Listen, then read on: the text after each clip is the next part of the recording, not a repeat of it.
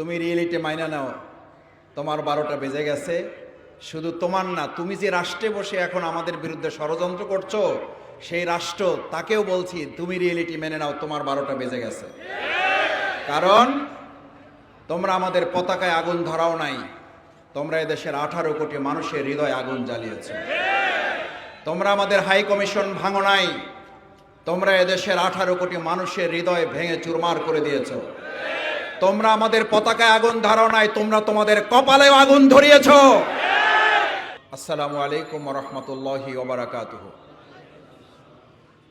মহান আল্লাহর দরবারে শুকরিয়া আদায় করছি যে আল্লাহ সুবহানাহু ওয়া তাআলা আজকের এই পবিত্র জুমাবারে এখানে আমাদেরকে সমবেত হয়ে বাংলাদেশের স্বাধীনতার সার্বভৌমত্বের এই বিজয়ের মাস ডিসেম্বর আসলেই বাংলাদেশের মানুষের মধ্যে আনন্দ উৎসবের পরিবর্তে এক ধরনের শঙ্কা, উদ্বেগ, উৎকণ্ঠা এবং নির্যাতন নিপীড়নের একটা করগ রাজ্য আমাদের ঘাড়ের উপরে চেপে বসত। ডিসেম্বর আসলেই এদেশের মানুষের মধ্যে একটা আতঙ্ক তৈরি হতো।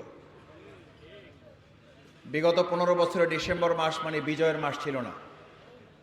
বিগত 15 বছর ডিসেম্বর মাস ছিল নির্যাতন নিপীড়নের মাস। বিগত 15 বছর বিজয়ের মাস মানে কোনো একজন ব্যক্তির বক্তৃতা শুনতে শুনতে এদেশের মানুষ ক্লান্ত হয়ে পড়ত। আমরা সেই বক্তব্য ধারণ করেই আজকে শুরু করতে চাই। আমাদেরকে 15 বছর দাবায় রাখার চেষ্টা করতেছেন, আমাদেরকে দাবায় রাখতে পারবা না। আমরা সেই বক্তব্য মুখস্থ করেই আপনাদেরকে শোনাইতে চাই, তুমি রিয়েলিটি মাইনা নাও, তোমার 12টা বেজে গেছে। শুধু তোমার না, তুমি যে রাষ্ট্রে বসে এখন আমাদের বিরুদ্ধে ষড়যন্ত্র করছো, সেই রাষ্ট্র তাকেও বলছি তুমি রিয়েলিটি মেনে নাও, তোমার 12টা বেজে গেছে। কারণ তোমরা আমাদের পতাকায় আগুন ধরাও নাই, তোমরা এদেশের 18 কোটি মানুষের হৃদয়ে আগুন জ্বালিয়েছো। তোমরা আমাদের হাই কমিশন ভাঙো নাই, তোমরা এদেশের 18 কোটি মানুষের হৃদয় ভেঙে চুরমার করে দিয়েছো। তোমরা আমাদের পতাকায় আগুন ধরাও নাই, তোমরা তোমাদের কপালেও আগুন ধরিয়েছো। এই আগুনের লীলাহান শিখায় পুরা সাম্রাজ্যের তছনছ আগামী দিনে জ্বালে পুড়ে ছারখার হয়ে যেতে বাধ্য হবে। সম্মানিত ভাই এবং বন্ধুগণ, প্রধান অতিথি কথা বলবেন। এই বিজয়ের মাস আসলেই মুক্তিযুদ্ধ আর রাজাকারের দুই তকমা তুলে আমাদের দেশকে বিভক্ত করার চক্রান্ত করত। এই বিজয়ের মাস আসলেই ইসলামপন্থী দাড়িওয়ালা টুপিওয়ালাদেরকে দেখে দেখে গ্রেপ্তার করে নির্যাতন নিপীড়নের চক্রান্ত করা হতো। এই বিজয়ের মাস আসলেই মসজিদগুলো, মাদ্রাসাগুলোতে আলাদা করে পুলিশ বাহিনী, গোয়েন্দা সংস্থা নিয়োগ দেওয়া হতো শুধুমাত্র দাড়িওয়ালা টুপিওয়ালাদেরকে গ্রেপ্তার করার জন্য। বাংলাদেশের মুক্তিযুদ্ধ আর ইসলামকে দুই মুখোমুখি পর্যায়ে দাঁড় করেছিল ওই ফ্যাসিস্ট আওয়ামী লীগ সরকার। অথচ আমাদের প্রিয় মাতৃভূমি বাংলাদেশের মুক্তিযুদ্ধের প্রকৃত তালিকা খুঁজলে দেখা যাবে প্রকৃত এই মুসলিম দাড়িওয়ালা টুপিওয়ালারাই স্বাধীনতা যুদ্ধে রক্ত দিয়েছে। 2024 সালের জুলাই আগস্টে রক্ত দিয়েছে আমাদের আবু সাইদ মুগ্ধরা। 1952 ভাষা আন্দোলনের নাম শুনলেই বোঝা যায় এদেশের ভাষা আন্দোলনে জীবন দিয়েছে, শহীদ হয়েছে কারা। শহীদ সালাম, বরকত, রফিক, জব্বারের নাম শুনলে কি বোঝা যায় যে এদেশের ইসলাম আর মুক্তিযুদ্ধ, ইসলাম আর 21শে ফেব্রুয়ারি কি সাংঘর্ষিক জায়গায়, নাকি জাতিকে ঐক্যবদ্ধ করে সবাই মিলে লড়াই করেছে। অত্যন্ত দুর্ভাগ্যের বিষয়, আমাদের সেই প্রিয় বিজয় মাসকে কলঙ্কিত করেছিল সেই ফ্যাসিস্ট আওয়ামী লীগ সরকার। এখন একটা রাষ্ট্রে বসে, প্রতিবেশী একটা জায়গায় বসে আমাদের প্রিয় মাতৃভূমি বাংলাদেশকে বারবার তারা চক্রান্ত ষড়যন্ত্রের মাধ্যমে এটাকে তারা উত্তপ্ত করার চেষ্টা করছে। আজকের এই শাহজাহানপুরের কর্মী সম্মেলন থেকে স্পষ্ট করে বলে দিতে চাই, এদেশের 18 কোটি মানুষ আপনাদেরকে জানিয়ে দিচ্ছে, কান খুলে শুনে রাখুন, বাংলাদেশকে উত্তপ্ত এবং অস্থির করে এই পৃথিবীর কেউ ভালো থাকতে পারবেন না। আমাদেরকে অস্থির করলে আপনারা অস্থির হবেন, আমাদেরকে উত্তপ্ত করলে আপনারা উত্তপ্ত হতে বাধ্য হবেন, আমাদেরকে রাজপথে নামতে বাধ্য করলে আপনারা শান্তিতে থাকতে পারবেন না। এখন চোখে চোখ রেখে কথা বলার সময় এসেছে। 5ই আগস্টের আগের বাংলাদেশ, 5ই আগস্টের পরের বাংলাদেশ এক নয়। বাংলাদেশ জামাত ইসলামী আমরা তখনও বলেছিলাম, এখনো বলছি, ভবিষ্যতেও বলব, মাওলানা দেলাওয়ার হোসেন সাঈদী রাহিমাহুল্লাহ তাকে গ্রেপ্তার করেছে, নির্যাতন করেছে, হত্যা করেছে। এই দেশের মানুষের সম্পৃক্ততা যতটা না বেশি, তার চেয়ে সম্পৃক্ততা প্রতিবেশী রাষ্ট্রের বেশি। আমাদের নিজাম সাহেবকে হত্যা করেছে প্রতিবেশী রাষ্ট্রের ইঙ্গিতে। আজকেও আমাদের শহীদ সাইফুল ইসলামকে হত্যা করেছে তাদেরই চক্রান্তে। চট্টগ্রামের রক্ত এই পৃথিবীতে বৃথা যাবে না। চট্টগ্রামের রক্ত দিয়ে বাংলাদেশ নতুন করে আরেকবার স্বাধীনতাকে অর্থবহ করে তোলা হবে। শহীদ সাইফুল ইসলামের রক্ত শুধু চট্টগ্রামকেই মুগ্ধ করে নাই। শহীদ সাইফুল ইসলামকে হত্যা করার অপরাধে যাদেরকে এই পর্যন্ত গ্রেপ্তার করা হয়েছে, আমরা যদি লক্ষ্য করি তাহলে খেয়াল করব বাংলাদেশে সাম্প্রদায়িক দাঙ্গার চেষ্টা করে তারা ব্যর্থ হয়েছে। আমাদের ভিন্ন ধর্মাবলম্বী হিন্দু ভাইয়েরা কাঁধে কাঁধ মিলিয়ে মুসলিম ভাইদের সাথে তারা বলতে শুরু করেছে, শেখ হাসিনার সেই অপরাজনীতি আর প্রতিবেশী রাষ্ট্রের বাংলাদেশের সাম্প্রদায়িক শক্তিকে, আমাদের হিন্দু সম্প্রদায়কে কাজে লাগিয়ে বাংলাদেশে আর ভবিষ্যতে কোনো ষড়যন্ত্র তারাও বাস্তবায়ন হতে দেবে না। ইতিমধ্যে তারা আমাদেরকে একটা উপকার করে দিয়েছে।